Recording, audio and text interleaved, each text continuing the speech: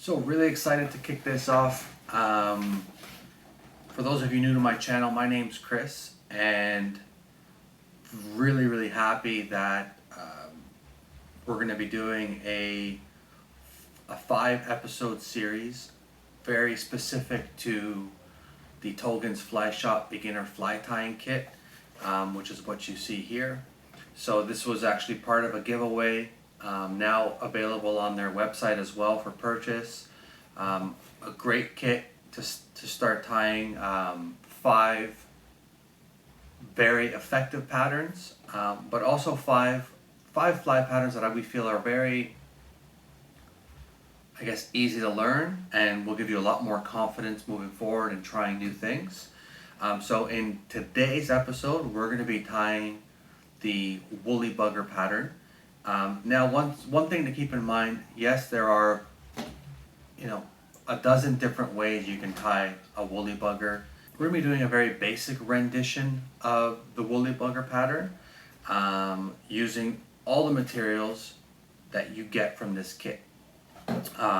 So first things first, I thought a lot about sort of how I'm going to approach these videos, and I'm no Davey McPhail or Tim Flagler, but I'm going to try my best here and really just sort of keep in mind that you're new to fly tying. You don't know where to start, you don't know how to begin, but that's what this kit was actually designed for. That's why we're doing these videos. So I'm really going to sort of take that beginner approach, and just sort of help you go along in tying these really awesome patterns, and hopefully turn you into a fly tying addict. To get started, this is very much like what my first shopping cart looked like. I went to the fly shop, just got a bunch of stuff. I didn't really know where to start. So to help with the woolly bugger pattern in the beginner fly tying kit, you're gonna need just a few of the materials that are provided in here. So got my notes here. So for this woolly bugger pattern, what I want you to do is reach into your box, and you're first going to pick out the streamer hooks. And these are going to look like these. These are actually a size 8.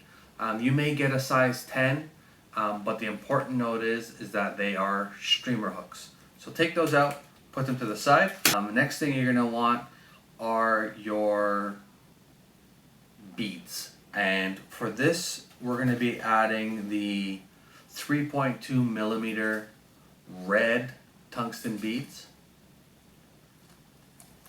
And again, woolly buggers, you can use any colors you want, really. So it doesn't have to be red. It can be the gold, it can be copper, it can be, orange beads if you want.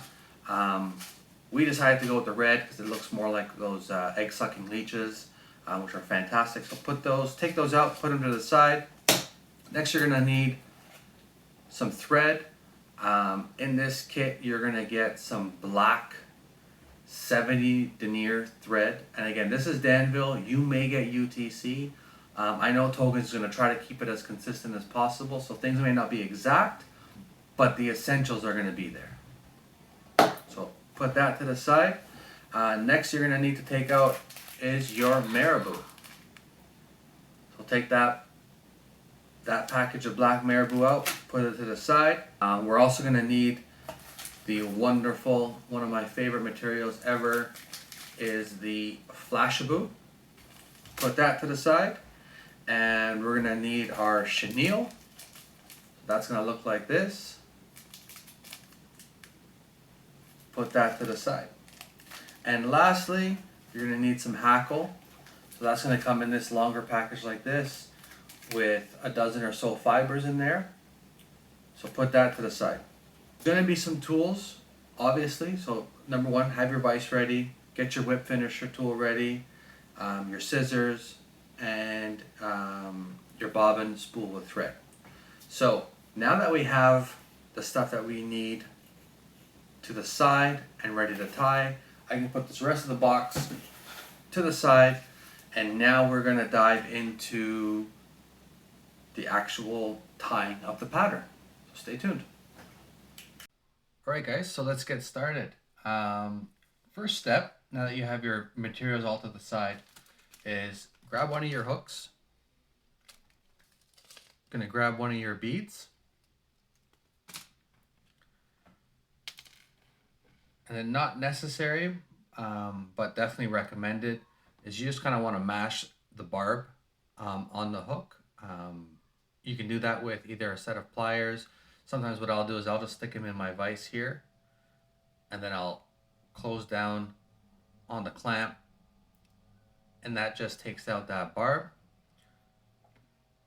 And depending on the bead or the size of the bead, sometimes it'll make it a lot easier to put on that bead.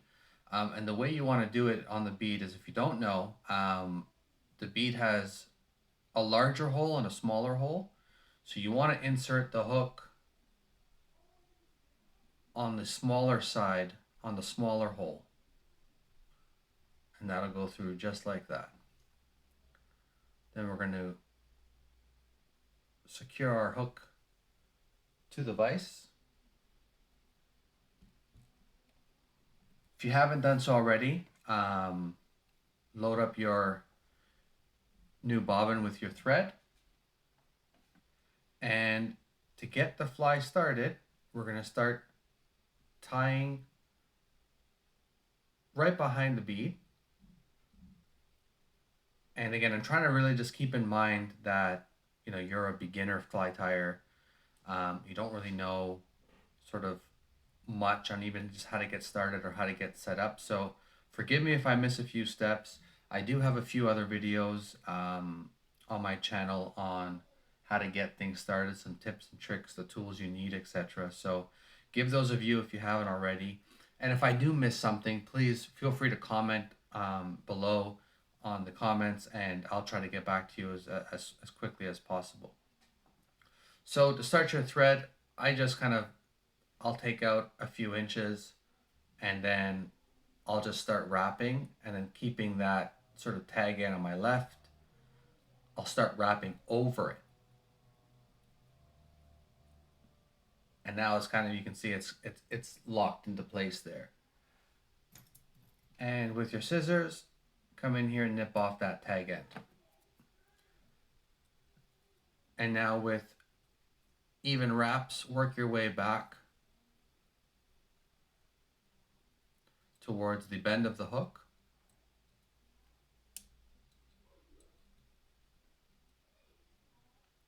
Right to where that barb was that we mashed down. First set of materials we're going to tie on is going to be the marabou that you received in your kit. And if you open up that package, it's going to come in a big clump, sometimes separated. You only need one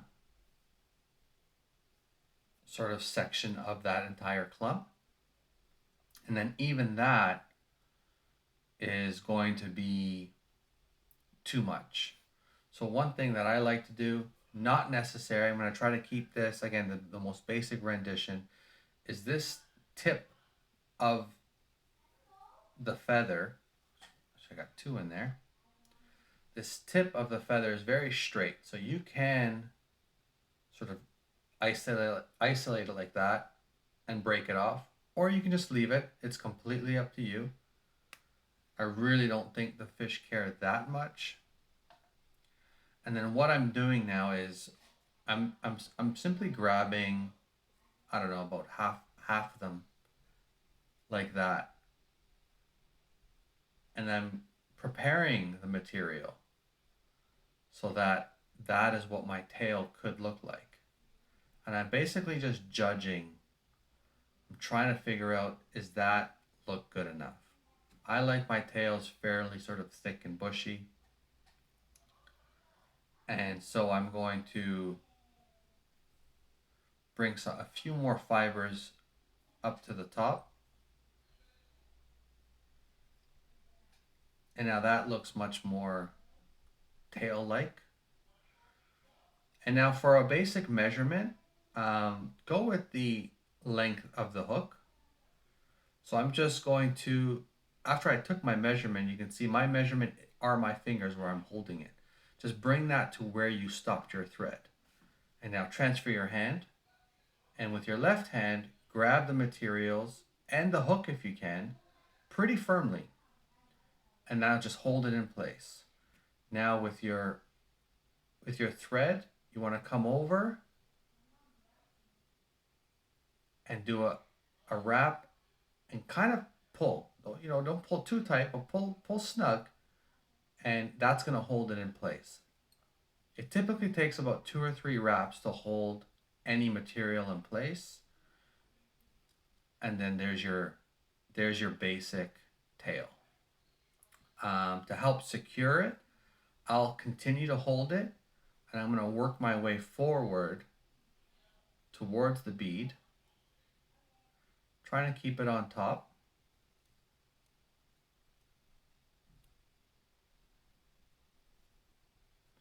And then when I'm happy with that, grab your scissors and make sure it's clear. Make sure you don't cut the thread. Grab that excess marabou and you can nip it off. Now I'm just going to clean up the bit, so I'm going to secure some more of those looser fibers, and then I'm going to work my way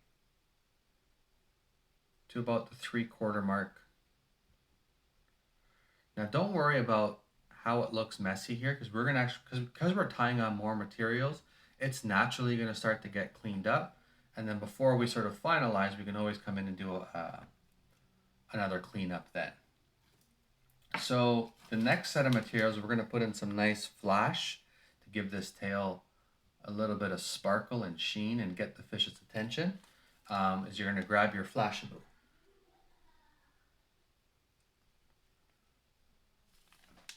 So what I want you to do is I want you to go in and I want you to grab 2 strands of the Flashabou. So what I do is I keep it in the material packaging.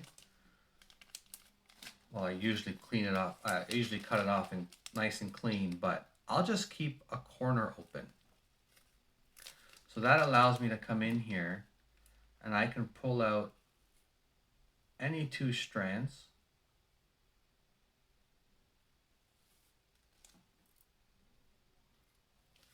And then I'll nip them off right where they're kind of secured in the packaging there. And now that just keeps everything nice and tidy. And I got my 2 strands in my other hand. So what you're going to do next is just kind of keep the tips aligned. And you're going to roughly measure. You want it about the same length or a little bit longer than the tail on the end here. And on one side of the fly, so you may need to move. So you're going to have one here, and then you're also going to have one here. We're just going to put that on the side. And again, with my left hand, I'm transferring the material. I'm going to hold that in place. And I'm going to do 1, 2, 3 securing wraps. And now what you can do is grab the tag end of these things, lightly pull them over to the other side, and do 1 wrap, 2 wraps, and now I'm making sure they're kind of positioned on the side of the fly that I want. And again, I'll transfer, and then I'll work my way back towards the start of the tail. And then I'll always come in here, because you can't always see, is I'll come in here and I'll make any adjustments before I really lock things in. So that's where it should be. And now I'm going to pull a little bit more snug on my thread. And now those are locked in place. I'll then come in here and I'll cut them all to roughly the same length without cutting any of the marabou. You don't really want to cut any type of feather. You want to have that natural wispiness to it. The next material we're going to tie in is going to be the hackle.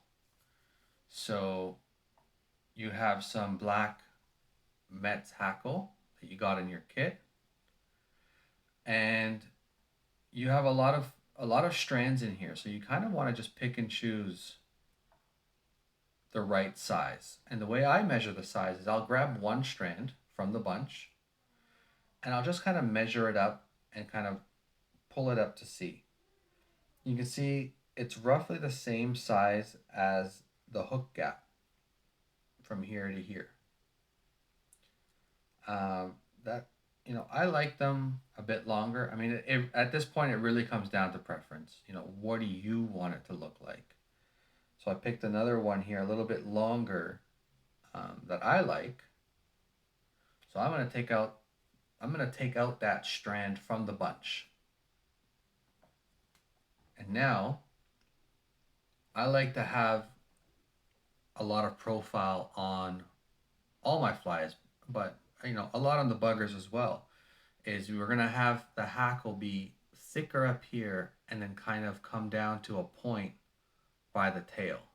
So when that's swimming through the water, it's pushing a lot of water at the front and it's kind of tapering down. So when you look at your fiber, you'll notice the smaller ones are near the tip of the strand, and then the longer fibers are near the back of the strand. So I want to tie this in tip first so that my smaller fibers are at the back. So what I'm doing now is I'm just kind of grabbing the tip and all the other fibers I'm splaying back, like I'm opening them up.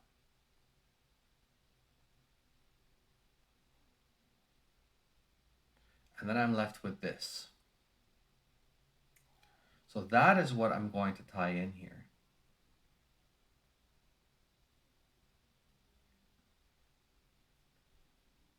So 1, 2. Now you can work your way to the front and clean everything up, nip off the tag end. But I'm going to tie in the body now, which is going to be that chenille.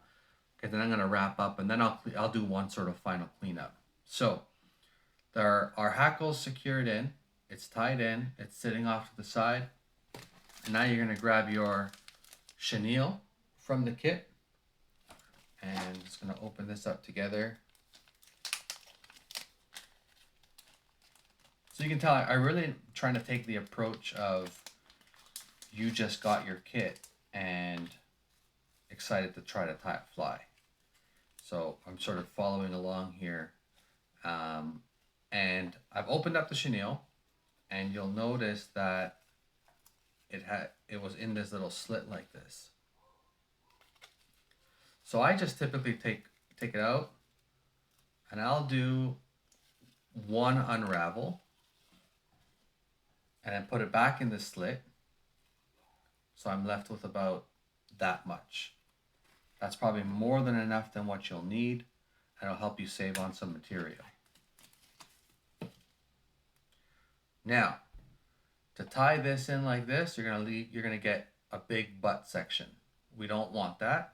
So we're gonna strip off with your nails the black fibers, and that's gonna expose the internal thread inside. That is what we're gonna tie in. So I just wet that with my mouth to keep it nice and tidy. And right on top of the hook shank, get some of these fibers out of the way first.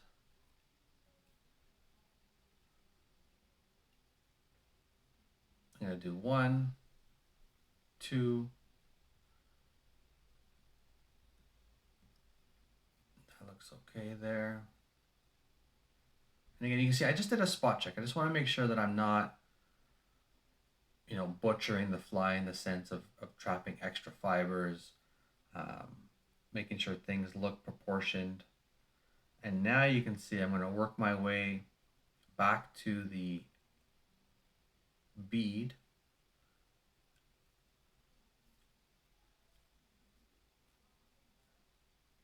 Now this little tag end, they're known to cause problems and always stick out. So this is where, I'm halfway up the shank now. So that, everything that I tied in now is fully secure. And now I can come in and nip off this end and any other stray fibers.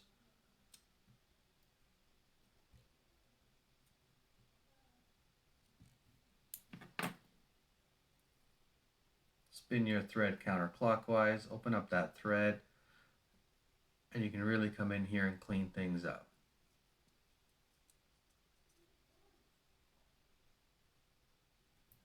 Now at this point, what I'm really looking for is just an even body. So I'm just gonna adjust my hook here for a second.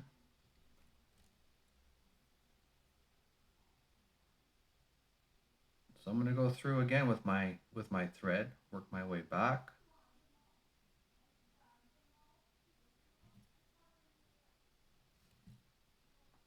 Checking the underside, making sure things look pretty consistent there as well.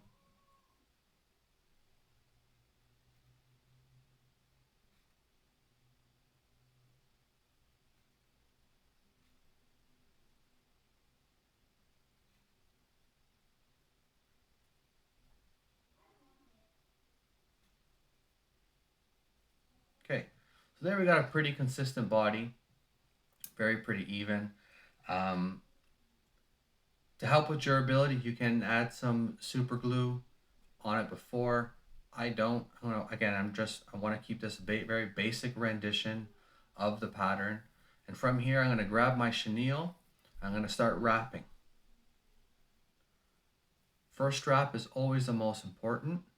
So I'll always come in here and triple check that they all look good first. And then you just want to do touching wraps, working your way to the front of the bead. Front of the fly, I should say.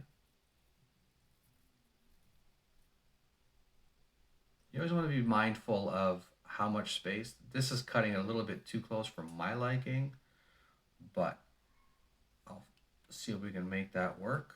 And again, I just did, keeping the tension on your right hand, I just secured it with 2 wraps, and then I can hold it and really crank down on it a bit, give it one more securing wrap, and then come in here and cut off your tag end. And now we're going to be ready to wrap the hackle. So the hackle you had tied in before, you're just going to kind of free it out, get all that marabou out of the way if it's being difficult. And same thing, we want to wrap. So I'm going to wrap forward. I'm going to do a full wrap at the tail. And then I'm going to do some evenly spaced spiral wraps, working my way to the front of the fly.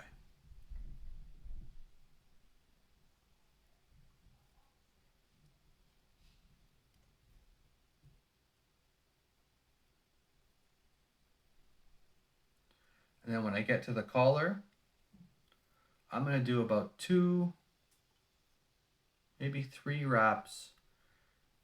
And again, to really help push that water. So keeping tension on the hackle, grab your thread and wiggle your way through. Try not to trap any fibers. It's going to happen, so don't worry about it. We got a little fix for that after. So I did 1, and I'm continuing to wiggle my thread through the hackle, trying not to trap any. So I've done 2 wraps, keeping tension. Again, keeping the tension, whether it's on the material or your bobbin, is probably the best tip I can ever give you. That'll make sure things don't become unraveled, they get all loose, you gotta start all over, butchers the fly, etc. So always keep tension. That's an important note. So I've done 3 securing wraps, and now I can kind of let go, and you can see it's not going to go anywhere. So now I'm going to come in here and very, very carefully nip off the tag end. Now you can see I actually have a lot of fibers sticking out the wrong way, the way I don't want them to. I want them to be more back. So with your left hand, you can simply grab as many as you can, stroke them back, and then start to wrap. So I did one wrap, I got a few more smaller ones in there. I'm going to preen them back again and do some more wraps. Still got a few, but we're going to nip those off and no one's going to be able to tell. Now, before you get carried away with thread wraps, that is a very common mistake that I still do. I'm not even gonna lie, that I still do it. I'm what you call a thread whore. I put so many thread wraps, and then I always gotta remind myself to take a few back, because the more thread wraps, the more bulk. So just be careful on your thread wraps. So now grab your whip finish tool. If you don't know how to use your whip finish tool, wrong one. This is the one you're going to be getting in your kit. If you don't know how to use whip finish tool, I do have a video on that specifically. I'll put a link on the card there. I think it's going to be in the top right corner of the video. So grab your whip finish tool. I'll do it quickly here. I'm just going to pull out a few inches of thread. I'm going to stab it with the hook first, loop around the butt end, and then bring my thread back to make that sideways number 4. And then this is where things could get tricky. I like to sweep everything back one more time. And I'm going to do 1, 2, 3. And now with your right hand, go towards the bead, unloop it from the butt end of your whip finisher so it comes out. And now, again, keeping that tension, I'm going to pull with my left hand the bobbin backwards and let the whip finish part slide towards the bead. Okay, so one more time, we're going to stab it with the hook, loop around the butt end, make that sideways number 4. And that's why whip finisher rotates. And we're going to do 1, 2, 3. Go towards the bead, unhook it from the butt end, pull with your left, and slide your whip finisher back to the bead, and then unhook it. Now always seat your knot, so you want to just give it another couple, 1 or 2 extra little pulls. That's going to seat the knot that you just put in place. Now you can come in here with your scissors and now cut off your thread. Now if you have a brush, I typically always come in here and I'll just give it a quick little brush, just in case I have any fibers that were trapped as I was wrapping the hackle. Just give it that really buggy look.